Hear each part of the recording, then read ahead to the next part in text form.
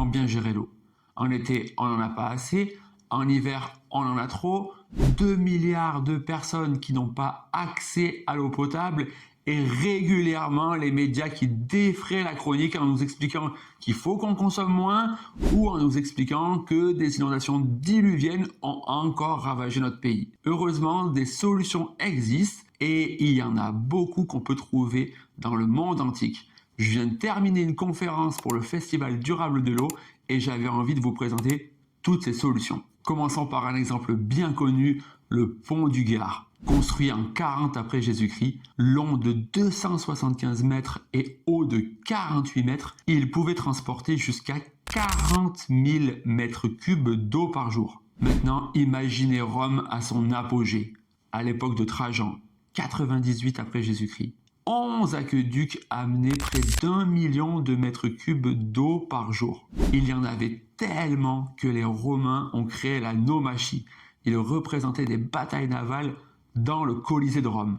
Encore plus fort, au nord-ouest de l'Espagne, ils ont utilisé leur savoir et leur capacité de très bonne gestion d'eau pour faire sauter des pans entiers de montagnes et récupérer près de 1600 tonnes d'or à Las Médulas dans le nord-ouest de l'Espagne. Mais les Romains n'étaient pas les seuls à très bien maîtriser l'eau. Voici les Ifugaos, les rizières de Philippines, que vous trouverez au nord de l'île de Luzon. Construites entre le 1er et 5e siècle, l'UNESCO a répertorié plus de 10 000 hectares de terrasses. Et vous connaissez forcément encore, devant chaque temple, vous allez trouver d'énormes réservoirs, les Bareilles.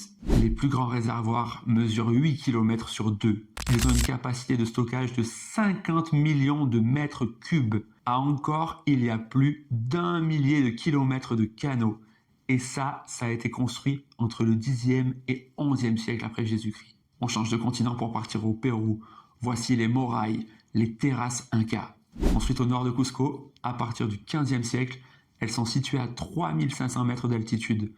Regardez bien cette photo et imaginez l'échelle de ces terrasses lorsque vous voyez les petits bonhommes au centre. Ce qu'il y a d'intéressant avec cette structure, c'est la différence de degrés entre les terrasses les plus hautes et les terrasses les plus basses, environ 5 à 6 degrés, ce qui leur permettait d'avoir beaucoup de cultures et d'acclimater les cultures en fonction des variétés et des saisons. On repart en Asie.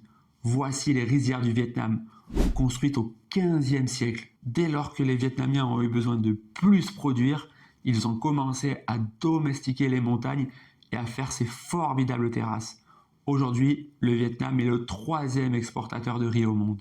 Et pour finir, un exemple franco-français que vous connaissez tous, les terrasses de vignes mises en place par les Romains déjà au début du 1er siècle. Développées ensuite par les moines au Moyen-Âge, entre le 10e et 14e siècle, et qui ont connu une expansion massive à partir du 16e siècle, notamment pour l'export. Alors imaginez aujourd'hui, alors qu'on a énormément d'énergie, comment cela est-il encore possible qu'on ait des problèmes d'eau? Dans la ville où j'habite, à Tournon-sur-Rhône, il pleut environ 700 mm par an, ce qui représente 700 litres par mètre carré et par an. Voici une carte détaillée des zones artificialisées à Tournon. Environ 4,7 km² de béton qu'on devrait entièrement récupérer. Et si c'était le cas, cela nous permettrait de collecter 3,29 milliards de litres d'eau par an, ce qui représente pour les 11 000 habitants environ 800 litres d'eau par jour et par personne. C'est pour ça que la première chose qu'on a fait quand on est arrivé sur notre terrain,